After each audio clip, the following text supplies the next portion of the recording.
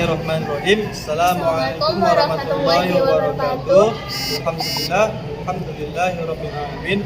Wassalatu wassalamu ala asyrofil anbiya'i wal mursalin wa ala alihi washabihi ajmain.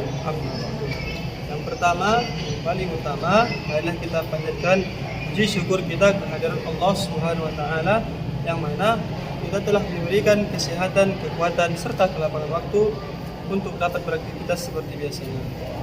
Yang kedua, sholawat beriringan salam tak lupa kita hajatkan kepada junjungan alam Nabi besar Nabi Muhammad SAW, yang mana beliau telah membawa ajaran agama Islam dari zaman jahiliyah menuju zaman terang benderang sampai saat sekarang ini. Baiklah, sebelum kami memulai diskusi kami, ada baiknya kami memperkenalkan diri terlebih dahulu. Perkenalkan, nama saya Adil Batin Nasution. Saya Dila Khairul Salsabila. Kami akan mendiskusikan hasil dari judul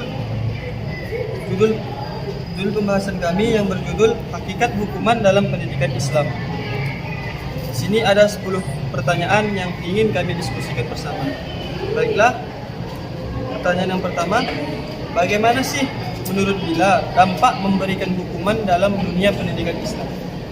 Hukuman itu berdampak pada motivasi belajar siswa. Karena setelah diberikan hukuman, tidak jarang peserta didik semakin belajar dan memperbaiki akhlak-akhlaknya. Hukuman yang diberikan juga berpengaruh pada semakin disiplinnya peserta didik terhadap larangan tersebut. Jadi kalau misalnya ada nih peserta didik, nggak usah kita beri hukuman, gimana menurutnya? Dalam belajar. Ya, dalam belajar. Kalau dia ada salah atau kurang gitu kan, dia berilah biar dia jerah gitu, ada efek jerahnya, tapi dalam hal yang wajar yang buat dia jerah dalam pendidikan. Jadi misalnya ada nih peserta didik yang nggak mengerjai PR, ya udah berkali-kali terus dia membuat kesalahan, apakah cukup kita nasihati atau kita beri hukuman? Sebentar dulu kan, ya dinasihati lah kan, kalau dia terlalu udah ngelunjak kali gitu, ya udahlah dihukum, tapi balik lagi dihukumnya itu dengan yang masih hal yang wajar. Ya. Pertanyaan yang kedua, mengapa hukuman diperlukan dalam pendidikan Islam? Karena dalam pendidikan dibutuhkan kedisiplinan dan rasa tanggung jawab dalam proses pembelajaran. Oleh karena itu, pemberian hukuman diperlukan untuk mencapai tujuan pendidikan. Hukuman dalam proses pendidik harus sesuai dengan pendidikan Islam yang mengarahkan peserta didik untuk berakhlak baik. Kalau misalnya hukuman itu dihilangkan, misalnya ada ini, misalnya didik nggak usah dikasih hukum, bagaimana nanti efeknya untuk pendidikan ini?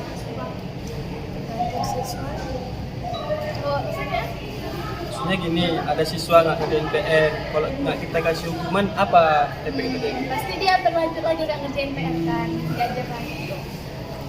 Terus, bagaimana sih fungsi hukuman terhadap perkembangan peserta didik? Berfungsi sebagai alat pendidikan yang dimana hukuman yang diberikan justru harus dapat mendidik dan menyadarkan peserta didik, serta pembentukan sikap dan perilaku siswa di sekolah agar patuh dan taat terhadap semua aturan atau kaidah norma hukum yang ada. Kemudian, 4. Mengapa seorang guru mudah dalam memberikan hukuman kepada siswa? Itu karena faktor emosional dari gurunya ya. Karena kan emosi guru itu pasti ada kan, setiap butuh orang itu kan ada kesabarannya di segala kan. Tapi itu akibat dari tingkah siswanya, karena dia melanggar tata tertib yang ada dari peraturan sekolah atau yang dibuat dari guru-guru itu. Ataukah nggak ada faktor dari gurunya kurang profesional? Ada juga. Berarti kita harus sebagai guru harus profesional dalam menyikapi peserta didik kita. Kemudian bagaimana cara mengatasi masalahnya? Terus pertanyaan yang kelima, bagaimana sih cara yang efektif memberikan hukuman yang positif yang dilakukan dalam kelas? Pertamanya itu harus melaksanakan hukuman itu yang dapat memberikan efek jerah. Karena setelah dilaksanakan hukuman itu kan setiap siswa diharapkan menyadari kesalahannya, kalau yang telah dibuatnya, sehingga bisa diperbaiki dengan yang lebih baik dan tidak akan diulanginya lagi. Terus bersifat yang mendidik. Artinya itu dalam pemberian hukuman tersebut harus ada arti yang berguna bagi siswa. Hukuman di sini sebagai alat untuk harus dapat meninggalkan pesan bagi siswanya. Terus ada hukuman yang tidak mempermalukan siswa, nggak boleh gitu. Karena hukuman itu kan diberikan itu bertujuan untuk kedisiplinan, bukan untuk mempermalukan siswa. Hukuman tidak boleh menurunkan martabat siswa, karena itu tidak akan menyadari kesalahan, yang malah itu dapat membuat dia trauma gitu, membahayakan psikologinya. Jadi kok menurut Lila tuh apakah bagus kalau misalnya siswa ini membuat pelanggaran, nggak mengerjakan tugas? Apakah kalau misalnya bagus kita beri hukuman untuk menghafal Al-Quran? Nah, boleh. Apakah dia itu setuju kalau misalnya anak peserta itu hukumannya jemur di lapangan, hormat bendera sampai tengah hari? Enggak boleh. Itu kan dia untuk fisik. Lanjut, teman-teman. Di sini ada pertanyaan kan, kenapa banyak terjadi hukuman di luar batas anak yang terjadi di sekolah swasta? Karena kurangnya pengawasan dari kepala sekolah yang terutama, terus kurangnya pengawasan dari bagian pendidikan dalam mengawasi bagaimana kinerja guru-guru dan proses pembelajaran di kelas. Dan juga banyak guru yang memberikan hukuman asal-asalan, kadang dengan pukulan yang sangat keras, karena orang berpikir sekolah swasta kok orang itu yang bayar ke sini. Jadi orang itu gurunya semena-mena, dan kurangnya profesional guru itu dalam proses mendidik. Jadi intinya gurunya itu kurang profesional. Ya, gurunya profesional, mentang-mentang itu sekolah swasta yang jadi seenaknya aja. Terus bagaimana cara memberikan sanksi kepada guru yang sering memberikan hukuman di luar batas wajar gitu? Ya, teruntuk khususnya untuk guru yang sering-sering menghukum anak didik itu seperti memukul, mengunjang, atau memberikan hukuman hormat bendera sampai tengah hari, itu harus diberikan hukuman atau teguran dari kepala sekolah. Dan bisa juga sanksi itu diberikan hukuman SP1, surat peringatan pertama. Tapi kan kepala sekolah itu sebelumnya kalau nggak ada yang ngasih tahu ya gurunya itu ngasih hukuman yang batas wajar, dia kan nggak tahu gitu kan. Mungkin ada peserta didik itu yang takut memberikan kata-kata yang terakhir. Seharusnya si anak harus bisa memberanikan diri untuk mengadu ke kepala sekolah, karena nggak ada itu istilahnya si anak itu ngadu nanti nilai dikurangi, karena dalam dunia pendidikan itu guru itu dituntut untuk mendidik, bukan menghardik atau melakakan ngasih hukuman semena-mena kepada anak didik. Tapi ada guru kan, karena dia udah dilaporkan gitu, jadi nilai anak ini digabung bukannya dibuatnya rendah. Mungkin dia nggak senang diadukan gitu. Ya berarti si guru itu yang kurang profesional, membuat nilai si anak itu jadi ancaman sebagai alasan supaya kejahatan itu tertutupi. Itu sebetulnya nggak boleh. Kesian si anak didiknya, nanti apa yang pelajaran yang dapatnya itu akan berlanjut juga dibawa ke generasi selanjutnya. Itu nggak boleh sebetulnya. Terus pertanyaannya tuh ada lagi, mengapa banyak alumni siswa yang baru yang hasil belajarnya itu kurang seperti yang diharapkan? Kurangnya profesional seorang guru dalam mendidik peserta didiknya. Mungkin ilmunya itu kurang, atau cara jiwa-jiwa keguruannya itu belum siap dari secara fisik, teori maupun bagaimana cara dia mengajar itu. Terus mungkin dia masuk sekolah itu dengan orang dalam, bukan karena keberhasilan dia dalam menuntut ilmu di masa bangku kuliah.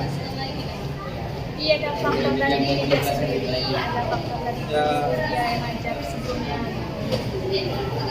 Orangnya itu belum siap sebetulnya buat mengajar, cuman karena ada orang dalam mengajar, dia pun butuh uang untuk mendapatkan gimana supaya bisa mencukupi kebutuhan sehari-harinya. Jadi dia menggunakan jasa orang dalam supaya dia bisa mengajar.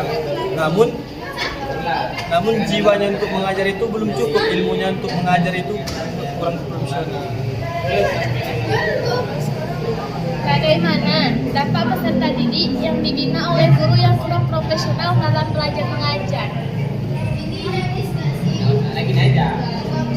Dampaknya itu dampak dari guru yang kurang profesional itu ya hasil belajar dari peserta itu yang kurang yang diharapkan sebagai diharapkan. Contohnya apalagi sekarang kan kita baru melewati masa PPKM, masa COVID-19 kan, itu banyak siswa yang bekal belajar dia untuk dibawa ke masa bangku kuliah itu kurang, apalagi saya dari SMA. Jadi mereka itu banyak yang libur, terus bekal untuk yang dibawanya untuk di bangku kuliah itu kurang. Jadi guru pun asal luluskan aja lah, yang penting dia tamat dari sekolah ini, selesai masa pendidikan itu. Sebetulnya boleh. Jadi kurangnya mutu anak tersebut setelah tamat.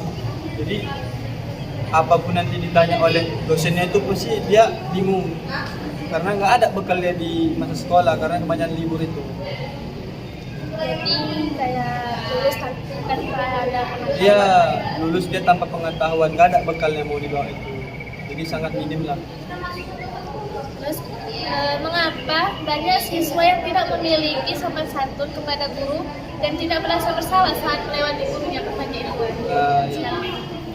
Nah, siswa ini banyak yang nggak punya sopan santun sama guru. Faktor pertama mungkin dia benci sama guru itu. Mungkin si guru ini selalu marah-marahin dia, ngolok-ngolok dia, kayak di kelas, merendahin dia. Mungkin karena faktor itu. Mungkin ada juga dari faktor lingkungan. Lingkungan itu orang-orang keras, orang-orang yang nggak bagus lah, makanya terbawa sama dia. Terus dilakukannya, dicerminkan kepada orang lain. Misalnya ini gimana? Tapi kan kalau orang dulu kan ada gurunya lewat, kan yang mungkin kan karena dia nggak sopan, tapi dia pernah takut. Begitulah perkembangan anak zaman sekarang yang sudah kenal teknologi, sudah mengenal apa video-video yang nggak boleh ditengok sebetulnya untuk seumuran dia, udah nengok film-film dewasa. Jadinya mungkin dari faktor itu juga dia cepat kali dewasanya, terus diterapkannya dalam kehidupan sehari-harinya. Kemudian juga ada pun dari faktor lingkungan. Lingkungannya itu orang-orang kayak bernarkoba atau kurang jauh dari pendidikan, terus ke bawah dan tidak merasa bersalah saat melawan guru. Mungkin dia itu tadi bekal dia dalam dunia pendidikan itu kurang, jadi nggak sepenuhnya salah si peserta didik. Gurunya juga kurang profesional dalam mendidik murid-muridnya. Faktornya itu dibekali. Kalau misalnya ada guru yang lewat, sopan santun, jalan-jalan guru. Mungkin sekian hasil diskusi kami pada hari ini. Semoga apa yang kami sampaikan dapat bermanfaat dan bisa diterapkan dalam kehidupan sehari-hari. Saya Adil Fatimah Nasution. Saya Dilahir Salsabila. Izin pamit. Wassalamualaikum warahmatullahi wabarakatuh.